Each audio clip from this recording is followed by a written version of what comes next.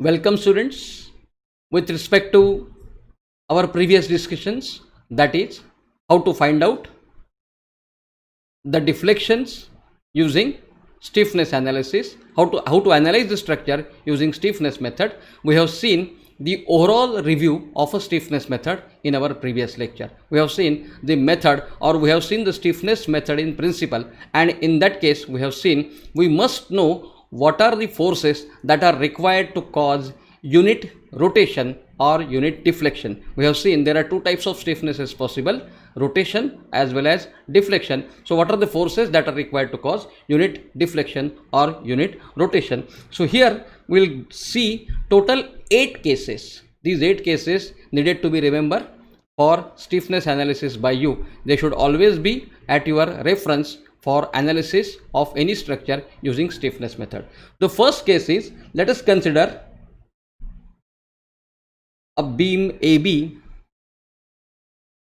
which is having length L and structural rigidity EI.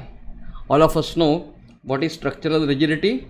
E is is modulus of elasticity of the material of the structure, and I is moment of inertia of the section of the particular structure. Let us say this EI in combination is known as structural rigidity of the structure. E is modulus of elasticity of the material of the structure, and I is the moment of inertia of the section. So it's a sectional property, this is material property, and EI together known as structural rigidity. Let us consider a beam AB which is fixed at A, fixed at B, and having structural rigidity EI.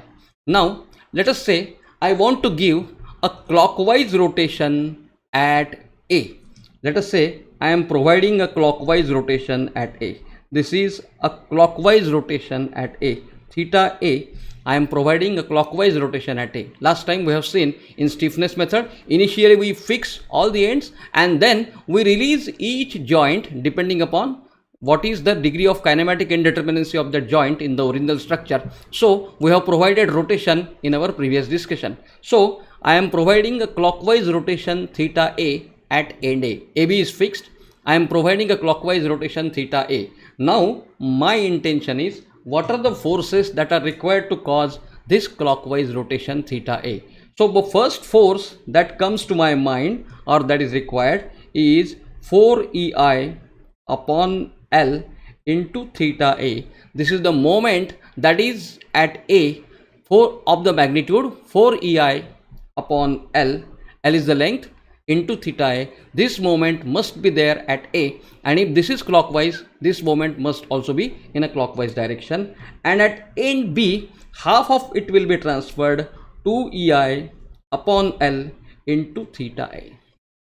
So these two set of moments are required to cause this rotation theta A at end A. If I want to see what is the force, what are the forces that are causing this rotation theta A, or if I apply the rotation theta A, how many forces will be generated or how many forces will be created? One is 4 EI upon L into theta A at end A, and at end B 2 EI upon L into theta A.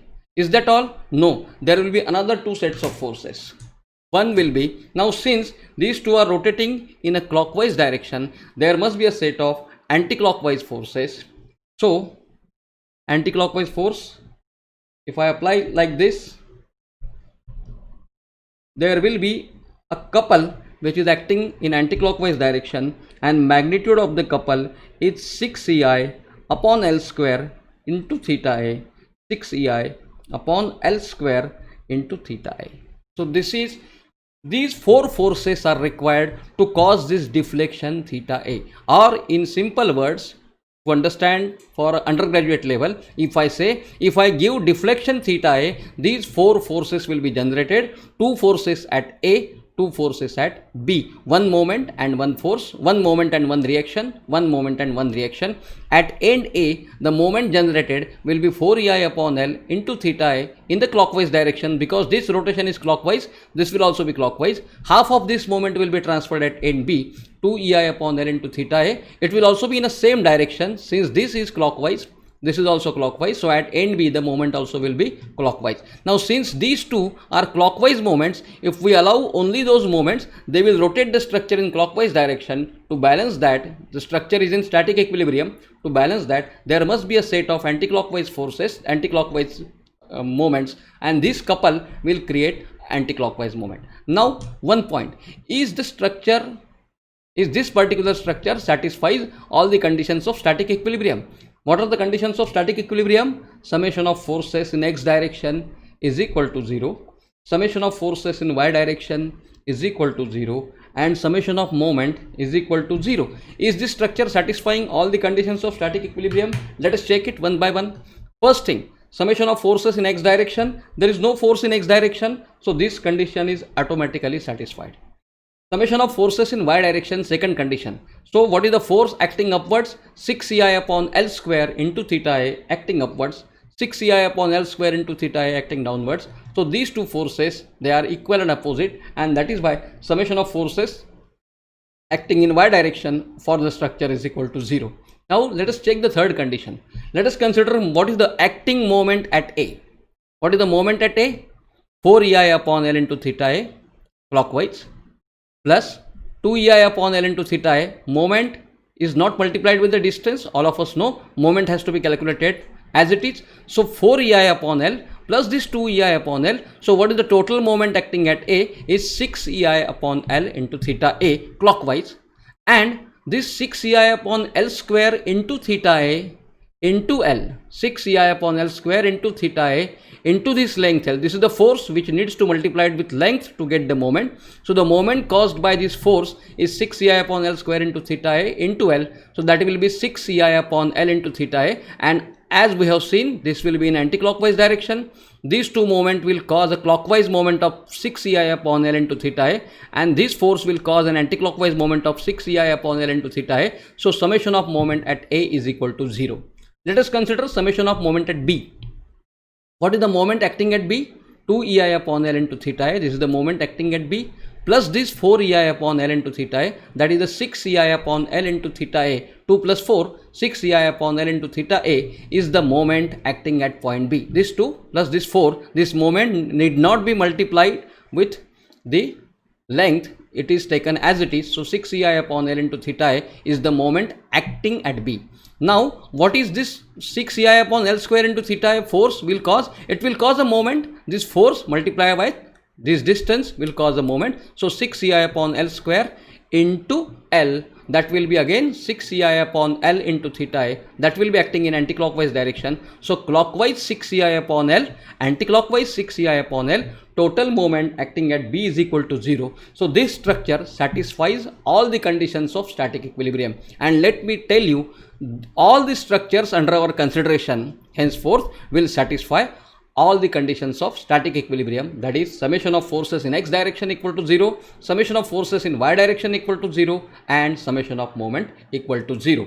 Let us consider another example, second example, that is let us say again the same beam AB of length L. Let us consider the same beam AB of length L, and let us consider that this end B, or let us say let end A is given an anticlockwise rotation like this. This is anticlockwise rotation theta A. End A is given anticlockwise rotation at A.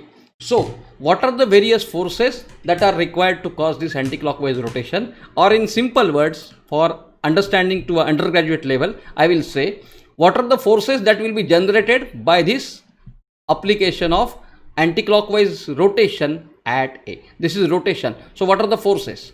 So I guess all of you must have guessed it right. The first moment that will be generated will be 4 EI upon L into theta A, but this moment will be in the same direction as that of the rotation. Since in this case rotation was clockwise, the moment was clockwise. In this case rotation is anti-clockwise, and that is why the moment also will be anti-clockwise. Moment also will be anti-clockwise, and magnitude of the moment is same, 4 EI upon L into theta A. Same is the case, half of it will be transferred, but the direction will be same. 2 EI upon L into theta A will be the moment that will be transferred at this portion B. So 4 EI upon L into theta A, 2 EI upon L into theta A, both anticlockwise directions will be the moments generated. Now is that all? No, there will be a set of forces which will cause a couple, and now in this case the couple will be clockwise couple. The magnitude of the forces will be same, 6 EI upon L square into theta A and 6 EI upon L square into theta A. I hope you have understood that this couple will rotate the structure in clockwise direction, whereas these moments will try to rotate in anti-clockwise direction. In all, the structure will be stable and it will satisfy all the conditions of static equilibrium, that is summation of fx equal to 0, summation of fy equal to 0 and summation of m equal to 0. You can check it at any point A and at any point B whether the summation is 0. Yes, summation fx, no question of fx, there is no force acting in x direction, so summation fx is automatically satisfied. Summation fy, let us check this 6 EI by L square upwards and 6 EI by L square downwards, so this is summation fy satisfied. Summation of m, yes, we can check it at A, anticlockwise 4 EI by L plus anticlockwise 2 EI by L, that is 6 EI by L anticlockwise, and this 6 EI by L square into L, that is again 6 EI by L into, that is clockwise 6 EI by L. So total moment acting at A is equal to 0. Similarly, you can check total moment acting at B is equal to 0. So this structure also satisfied all the condition of static equilibrium. So this is the effect of providing unit rotation at end A in clockwise direction. This is the effect of providing unit rotation at end B, at end A in anti-clockwise direction. Similarly, let me know, are you in a position to derive what will happen if I provide unit rotation or rotation in clockwise direction at B and rotation in anti-clockwise direction at B. I have provided rotation in clockwise direction at A and rotation in anti-clockwise direction at A. Similarly, can you just imagine what will be the forces that will be required to cause unit rotation or rotation at B and rotation at B in clockwise as well as anti-clockwise direction. So we'll discuss it right in this lecture. Now our third case will be, this is first two cases we have seen when we have provided rotation in clockwise direction and rotation in anti-clockwise direction at end A. Let us consider the third case. If we apply rotation in clockwise direction at end B. If I apply the rotation in clockwise direction, this is my clockwise rotation at end B, theta B. So this is the third case. This is again beam AB having flexural rigidity EI and length L. Flexural rigidity EI and length L. Okay, and I have provided unit rotation theta B in a clockwise direction at end B. Now, what are the various forces that will be required to cause this unit rotation? The first thing, all of you must have guessed it right by now, is the moment in same direction, that is clockwise direction, of the magnitude 4 EI upon L into theta B and moment 2 EI upon L into theta B at ends B and A respectively. If I am creating rotation at B, 4 will be near B and 2 will be at B. In our previous example, we have seen if I am providing rotation at A, 4 will be at A and half will be transferred to the other end. 4 will be at A, half will be transferred to that end, and the nature of the moment will depend upon what is the nature of the rotation. If the rotation is clockwise, moment also will be clockwise. Both these moments will be clockwise. If the rotation is anti-clockwise, both the moments will be anti-clockwise. Same logic we can apply it over here. We are applying the moment, we are applying the rotation at B. So there will be 4 EI upon L into theta B at B, and at A 2 EI upon L into theta B, which is half of it transferred to A, and the nature of these moments will be same as that of the rotation.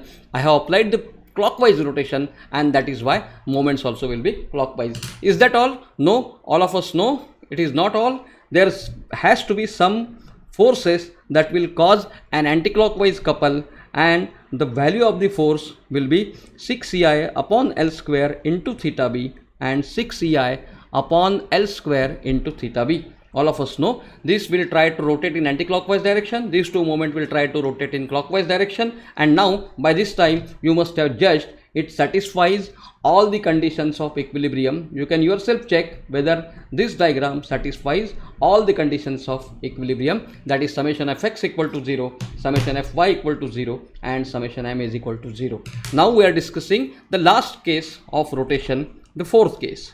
Let us consider beam AB of length L. Again, no problem, same beam AB of length L.